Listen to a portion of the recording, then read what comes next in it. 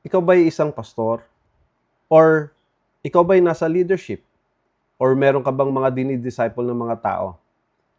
Nagsasawa ka na ba sa paulit-ulit na pagre-remind sa ating mga disciples? Kung nandiyan ka sa sitwasyon na yan, ang video na ito ay para sa iyo. Sa 2 Peter chapter 1 verse 12 up to verse 15, may sinasabi si Apostle Peter dito. Basahin natin. So I will always remind you of these things, even though you know them and are firmly established in the truth you now have. I think it is right to refresh your memory as long as I live in the tent of this body, because I know that I will soon put it aside as our Lord Jesus Christ has made it clear to me.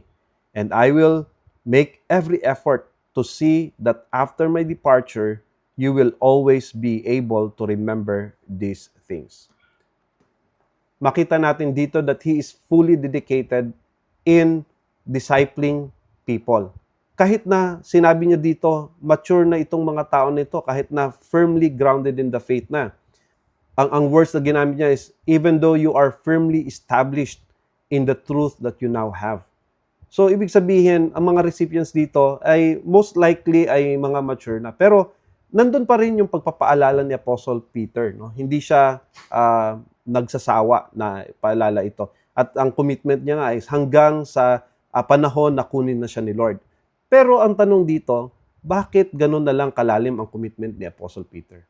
Sa further passage, sa verse 16 up to verse 21, nagbigay si Apostle Peter ng tatlong dahilan kung bakit ganito na lang kalalim ang kanyang conviction sa pagpapaalala sa kanilang mga disciples.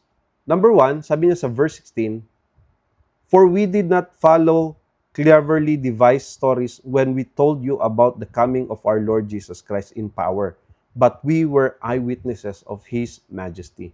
So, dito makita natin na sinasabi ni Apostle Peter na we are eyewitnesses. Kung babalikan natin yung mga stories sa Bible, sa New Testament, sa Gospel books, makita natin doon na malaki ang kinalaman ni Apostle Peter sa ministry ni Jesus Christ. He is one of the first few disciples na tinawag ni Jesus Christ. And apart from that, he belongs to this core group. Among the 12, yung mga parang core pa ni Jesus Christ, ay kabilang siya doon sa few disciples na lagi niya talagang kasama. Isang eyewitness itong si Apostle Peter. Hindi lang ito galing sa isang tao na narinig niya yung kwento about kay Jesus Christ. Pero isa ito sa mga tao, si Apostle Peter, isa sa mga tao na nakasama niya si Jesus Christ who has been with him and worked with him doon sa kanilang mga ministry. So, ganun na lamang ang pagkakilala niya kay Jesus Christ. And in fact, sa Matthew chapter 16, verse 16, dineclare ni Peter doon na you are the Messiah, the Son of the living God. So, kilalang kilala ni Peter si Jesus Christ. Hindi lang niya ito nakasama, he witnessed kung paano nagpagaling si Jesus Christ ng mga may sakit, paano siya nagpakain ng libu-libong mga tao, at kung ano na pang mga miraculous signs and wonders ang ipinakita ni Jesus Christ. He is one of the eyewitnesses. At hindi lang yon. Pangalawa, na sinabi ni Apostle Peter dito, sa verse 18, narinig din niya, isa siya sa mga taong nakarinig ng voice coming from heaven na nagsasabi, "This is my son whom I love, in him I am well pleased." Basahin natin yung passage dito.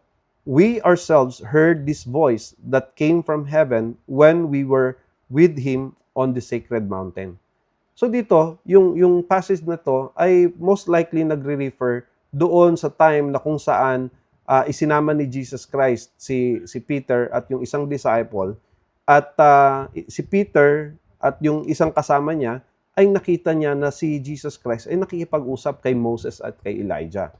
At while they were talking, narinig nila mismo from heaven, no? Yung boses ng Ama nasa langit. At ang sabi, "This is my son whom I love, in him I am well pleased." So hindi niya lang na-experience si Jesus Christ, hindi niya lang nakasama, hindi niya lang nakatrabaho, pero na-confirm pa mismo ng Diyos Ama na si Jesus Christ ang bugtong niyang anak. "This is my son whom I am well pleased." So narinig niya mismo ito na sinabi ng langit kung sino si Jesus Christ.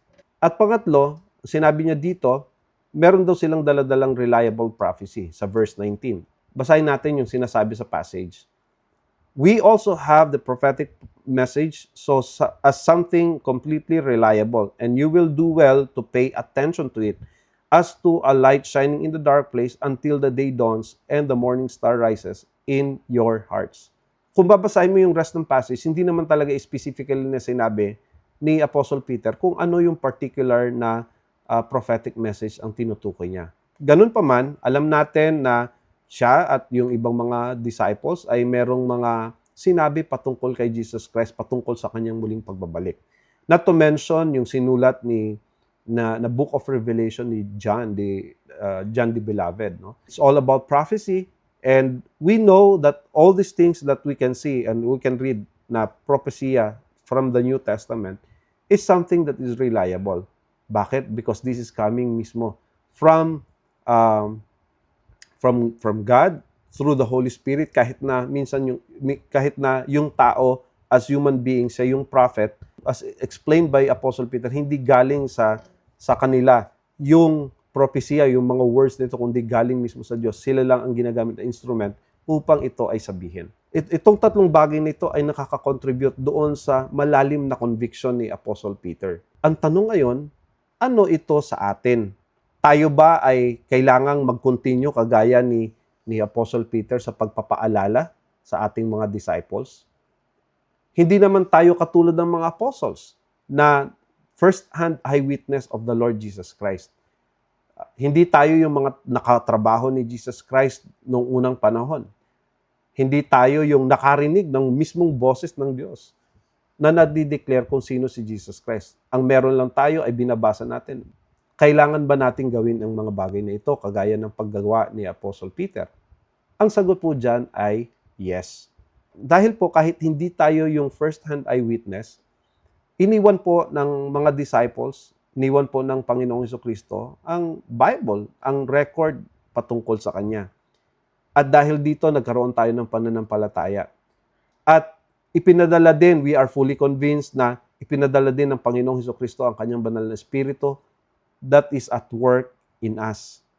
At dahil dito, if we only allow the Holy Spirit to work in our lives, if we only allow the Lord Jesus Christ to work in our lives, babaguhin niya tayo araw-araw.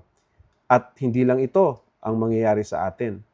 Ituturo niya kung paano tayo makakalagpas sa mga pagsubok. Tutulungan niya tayo sa ating mga problema. Ituturo niya yung mga tamang daan na dapat nating tahakin.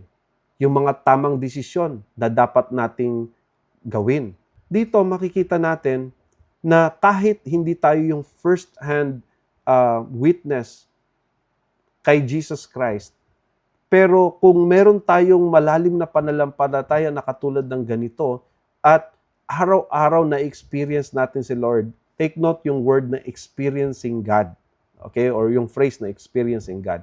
It's very important for us as Christians that we experience God. Mahirap itong ipaliwanag kasi this is very personal. Kung tayo ay Kristiyano, it's very important that we experience God in deeper ways. No? Yung mga bagay, yung mga pagkakataon na kung saan nandun tayo sa mga katanungan natin na hindi natin masagot patungkol sa buhay.